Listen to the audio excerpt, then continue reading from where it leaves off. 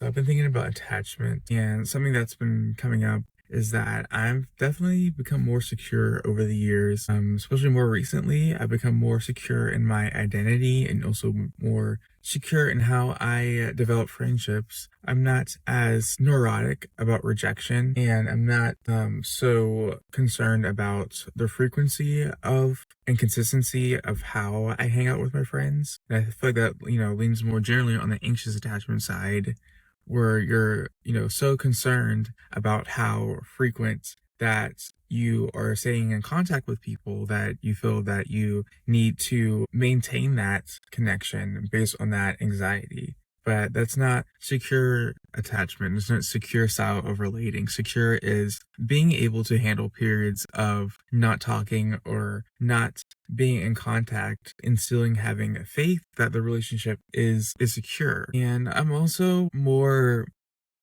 I would say I'm more okay. I'm more like I show up more secure in how I choose my friendships now, whereas before I was like mostly choosing friends simply by proximity and just choosing whoever is going to have a connection with me, but more intentional about how I develop my friendships. And as I develop this, um, as I research and study more on attachment theory and how it relates to friendships, I'm finding more and more of myself realizing that anxious or avoiding attachment isn't a life sentence. You can change how your attachment style shows up in friendship. You just have to be intentional about that and also be aware of your default setting. If you default to more distance and avoidance in your friendships, which I think is more of the fearful avoidant, then you need to be aware of that. And also, if you're like me for most of my life, that I showed up as more like anxious and more the frequency of friendship, then you're going to have to notice that and develop a more secure style of relating. Now, secure attachment comes from a secure identity, and these attachment coping styles are mostly grounded in a toxic shame based identity.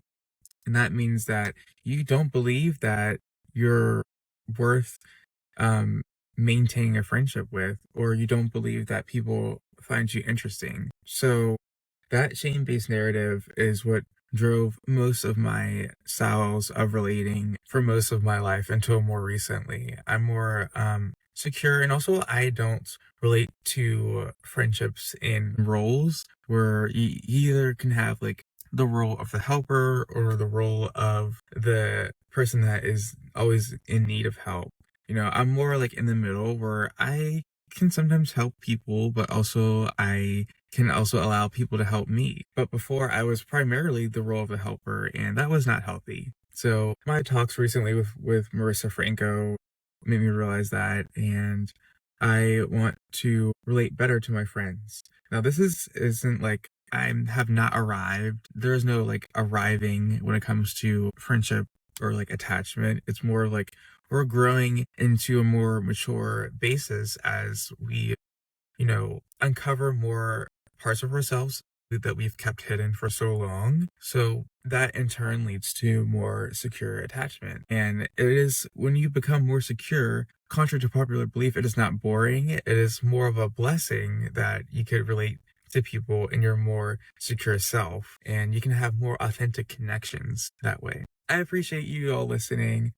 I am excited for 2026. I know that Men's Couch has a lot to offer. I want to, go more into attachment theory and also just talk more about make more riskier content and overcome the barrier of being afraid of releasing um specific content. So I am excited, and I hope you all had a wonderful New Year celebration, and I will see you soon.